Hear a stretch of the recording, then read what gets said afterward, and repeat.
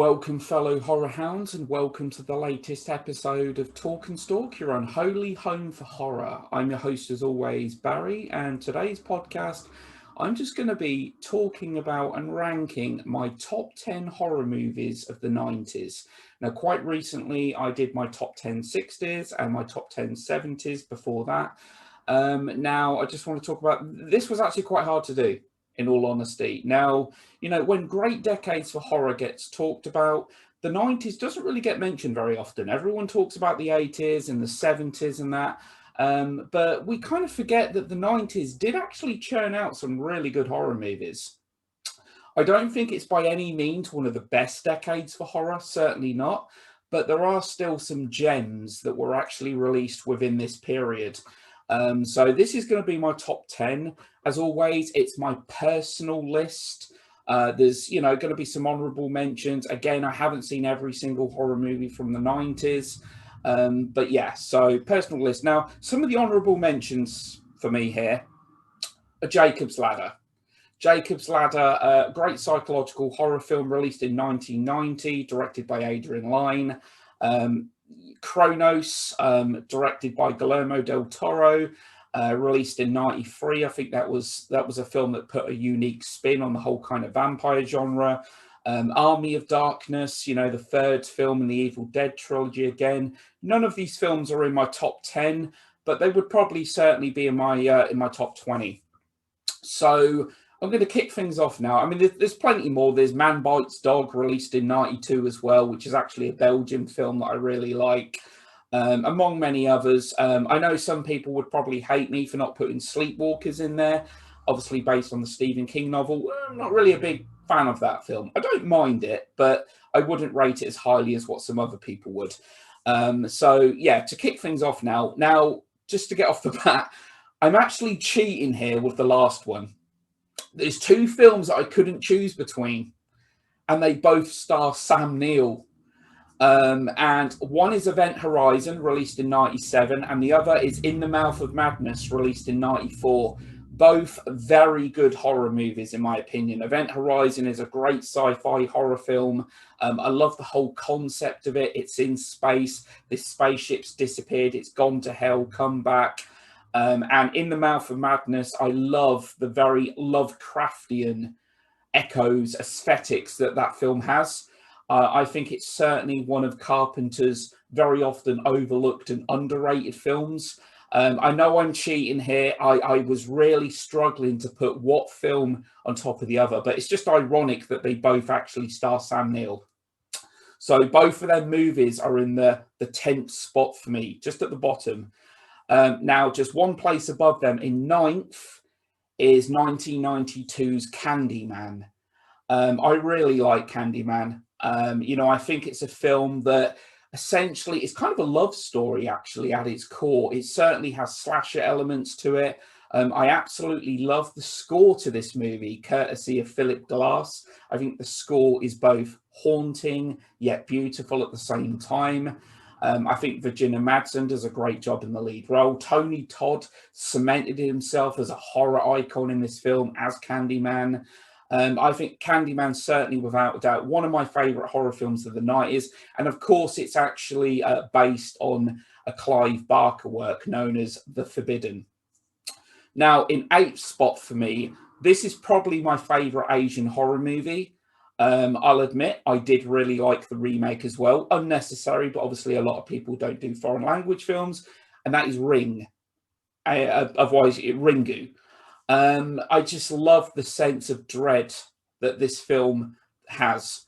There's a sense of underlying dread that seems to permit this film.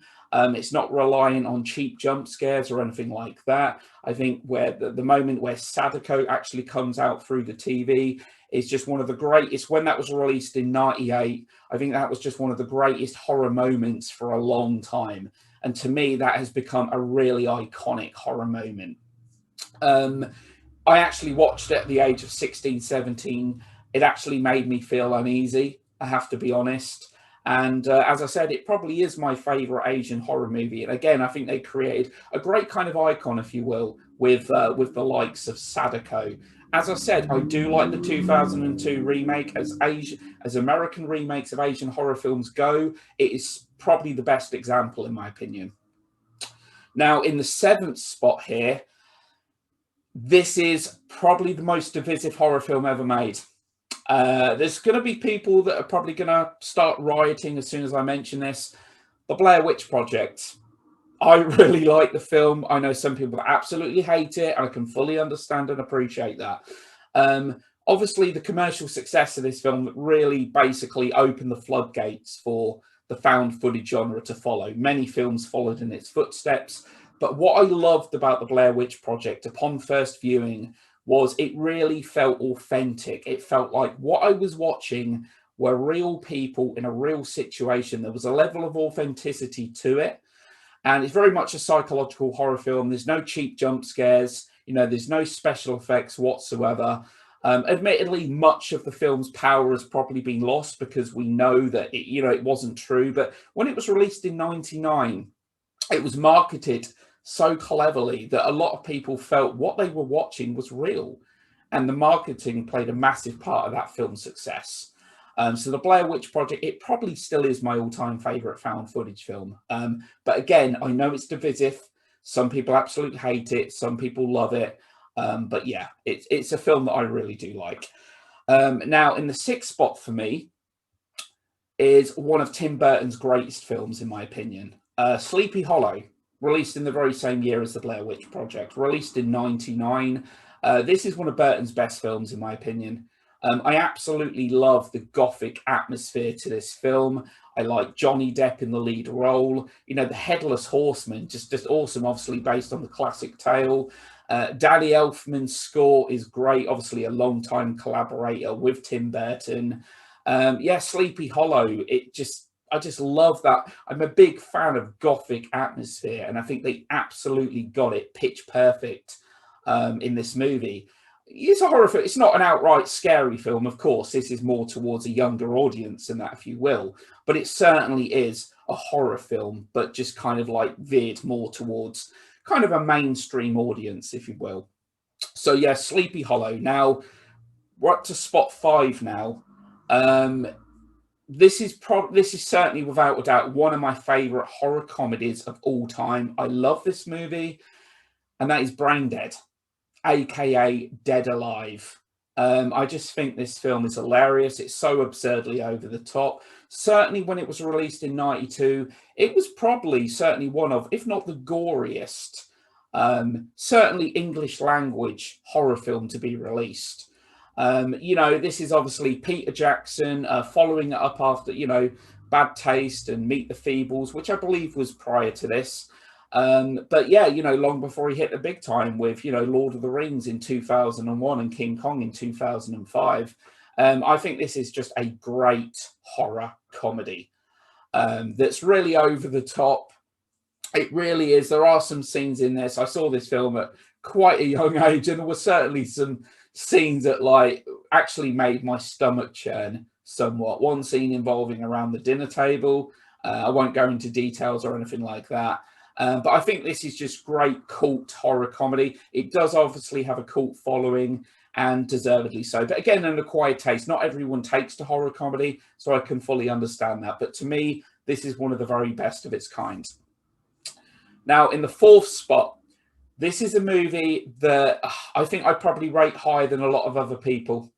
I know some people that love this movie, but I also know some people that really don't care for it.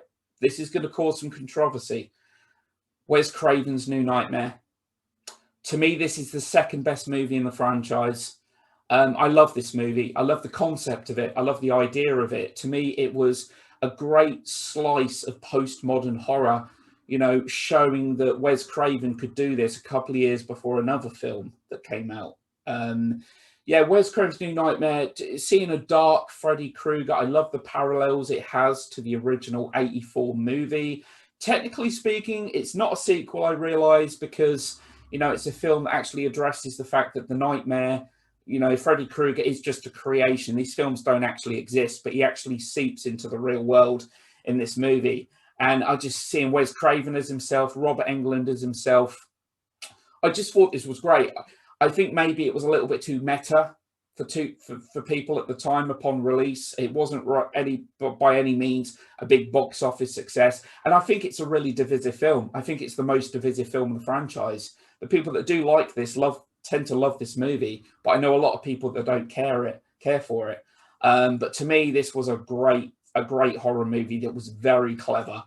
Now, third spot, again, this is going to cause a lot of controversy. I had to look into this because I will readily admit, when I think of this film, I don't think horror. To me, this is more a psychological thriller that certainly does have horror elements to it.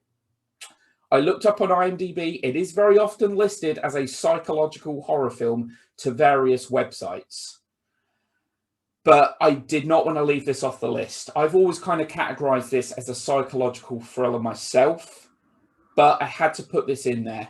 And as I said, according to many websites, it is listed as a horror movie. And that is Misery, released in 1990. Now, Misery is probably still my favorite Stephen King adaptation. I absolutely love this movie. Kathy Bates deservedly winning an Oscar. I love the movie's sense of claustrophobia. I think it's directed with a lot of finesse. It's very definitely directed by Rob Reiner, who also directed, again, another one of the best Stephen King adaptations with Stand By Me, released in 1986. Misery is, to me, almost just a perfect film. It's the only Stephen King adaptation as well, ironically, to have ever won an Oscar. For Kathy Bates' portrayal of Annie Wilkes. The horror elements, obviously, yeah, she tries to kill him. There's certainly an air of menace. Just her performance, her and James Caan in this movie, they complement each other perfectly, and just such a great film. As I said, I know that traditionally speaking, it's not a film that I often see as horror, but there are definitely horror elements to it, so it could be considered to be one. But yeah, that's in number 3. Now, number 2, again, this is another movie that I've never truly envisioned or categorized, should I say, as horror. There are a lot of people that do, and it's one of them films that certainly has enough horror elements to it to be considered one. I've always seen this as a serial killer thriller, but again, on various websites, it's listed as horror. Silence of the Lambs, released in 91. Great movie. Anthony Hopkins cemented himself in the role of obviously Hannibal Lecter. Not the first actor to play him. Brian Cox played him in Manhunter, which I think is very often an overlooked and a pretty underrated movie. Silence of the Lambs, Jodie Foster, fantastic performance. Anthony Hopkins is fantastic. And, just again, very well directed, very deftly directed by Jonathan Demme. Now, this film actually picked up 5 Oscars. Now, the thing is, Anthony Hopkins actually has, in a film that's nearly 2 hours long, Anthony Hopkins, I believe, only has around 14 minutes of screen time. And he won an Oscar because that clearly shows how much of an impact, how much of an impression he made during this little screen time that he had. I think Silence of the Lambs, the whole serial killer Buffalo Bill, very loosely based, of course, on Ed Gein, brilliantly played by Ted Levine. It's just a fantastic film. Silence of the Lambs. Now, in the number 1 spot, I think anyone that knows me knows what's going to be number 1. Now, I'm not going to say that this is like the best necessarily movie of the 90s. It's my personal favorite, simply because I'm a huge fan of the slasher subgenre. Scream.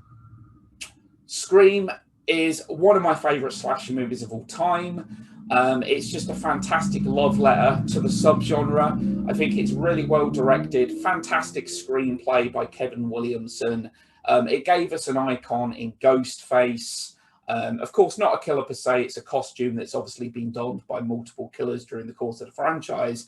But I just absolutely love Scream. Being a huge slasher fan and just a horror fan in general, I just love the homage, the amount of homages and references that this movie makes to the genre.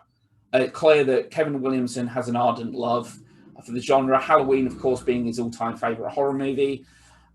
Just actually his favorite film of all time, actually, not just horror, but favorite film in general. Scream is a film that breathed new life into the slasher genre and actually brought the slasher subgenre back into full force. And yeah, it's a movie that I absolutely love. Now, I will admit, Scream 2, I wanted to put on the list as well, because I think Scream 2 is a really solid sequel that actually holds up really well to the first film. I would actually put them pretty much almost in the same ballpark. I wouldn't put Scream 2 very far behind the first film at all. But there were too many other films that I just wanted to talk about and mention. So just know that Scream 2 I do love and could easily be in that top 10. And as I said, I did cheat in the 10th spot. I do apologize for that. I just can't pick between Event Horizon or In the Mouth of Madness. They're two films I really like, but for different reasons. So yeah, that's pretty much all I really want to say today. Thanks a lot to everyone that listened. And I will be back again soon to haunt you and torment you. Let me know whether you agree or disagree with my list. I'd be very interested to hear what your thoughts are. Yeah, please feel free, if you've liked what you've heard, please feel free to subscribe to my channel. All support is just massively appreciated. And I'll be back again soon. So take care for now.